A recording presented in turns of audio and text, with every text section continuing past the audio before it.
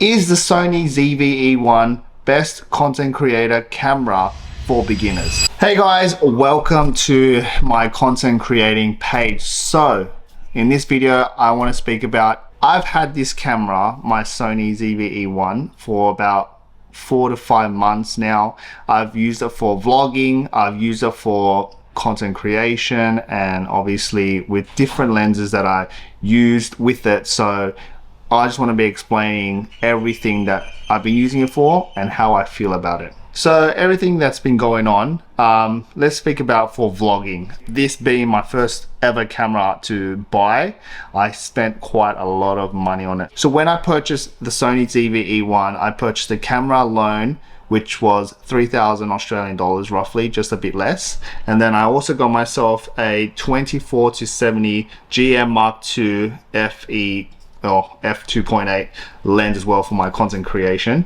This lens right here. So with this setup for about 2 to 3 months has been so great. So with the setup I have right now for vlogging, what you're seeing through the camera right now is the Sony ZV-E1 with the Viltrox 20mm f2.8 lens with it as well, with the K&F CPL and ND filter. This setup alone has been a lot better than vlogging with this one. As before, I used to hold the camera, I used to hold the lens like that, and I had to hold it out just pretty much like that, just to make sure, you know, I've got some good variety of background. So in terms of vlogging, this setup, what I have right now, what you're seeing through, is the best option. Lightweight, it is compact, and it has been amazing so far. But if I am content creating for myself, for football training, when I'm content creating for Hair by Katarina at a store, or my other friends' business companies, anything like that, I'm using this lens right here. So with this lens as well, I do have the K&F concept filter as well. So this is a ND and CPL. So CPL it will be rotating like this, and the ND will be rotating like this. So initially, having this setup has been amazing. Color's been great, everything's been great. But with the Viltrox lens that I have on right now, I did buy the same ND filter with it, and the problem was, what I had with it was when I rotated the ND filter, it had a little bit of it felt very loose. So any little knocks, it would change the ND, and I got rid of that, and I purchased pretty much I think the most expensive one that you could buy.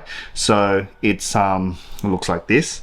But yeah, with this one, this is a true color, that's what they say. When I first tried it on, I definitely could tell the difference, just a tiny bit of a difference, and I was very happy with it. But even that, the one that you're seeing through the camera right now, changing the ND filter, changing the CPL filter as well, it was pretty sturdy. Nothing will move, nothing will go wrong. So it was absolutely perfect, and I'm very happy that I did purchase that. For as this camera goes, is there any problems that I had with this camera? The answer to that is no. I never had any problems or any issues with this camera since I opened it, and that's including overheating, filming in the direct sunlight. Nothing has ever acted up on me, so I was very happy with that as well. For my sort of content, I don't film a lot or long content. So I did test this camera out for my football game. So my sister had filmed a full football match while I was playing, and the camera did not act out at all.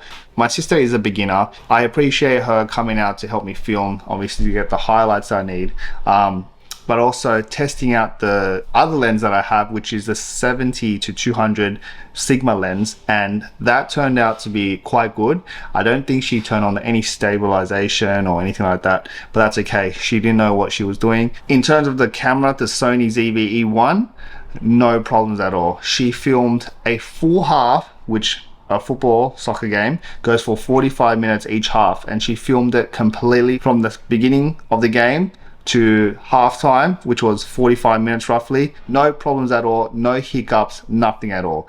And the second half, she did film 45 minutes at least, and also no hiccups at all in terms of overheating or in terms of any hiccups, nothing at all. So even for filming about 45 minutes each half, so 2 halves, 45 minutes, so 90 minutes of footage, that was also filmed at 50 frames per second or 60 frames per second. Obviously, because it's a fast-paced motion, so if I wanted anything, I could slow it down.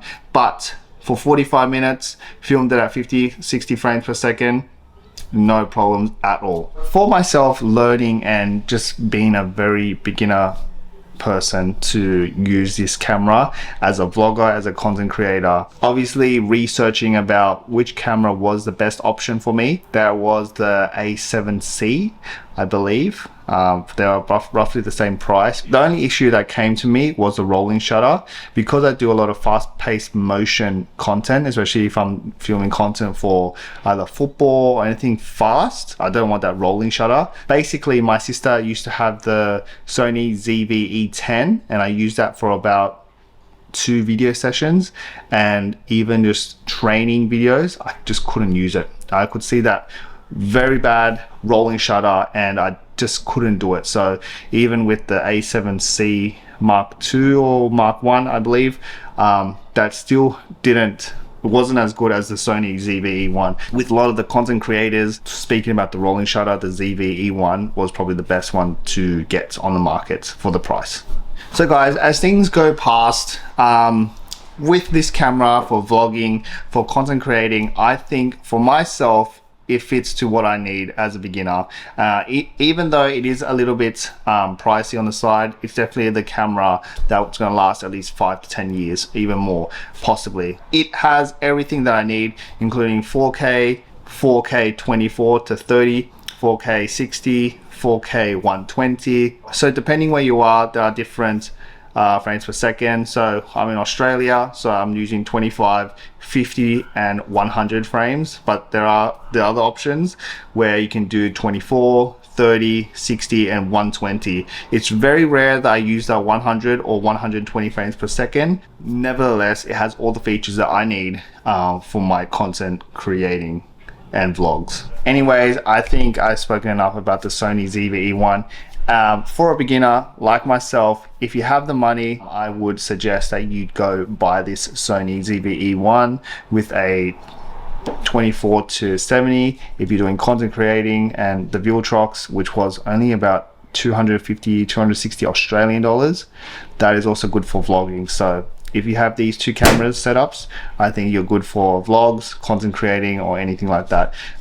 It's definitely very, very good. So in terms of myself being a beginner and starting this journey, I'm very happy with getting this setup that I have right now. I'm just starting out, so if you guys have any questions or want to know anything about the camera or anything of the setups that I have, please DM me or please comment down and I'll try my best to reply. Thank you guys for watching and we'll see you in the next one. Bye now.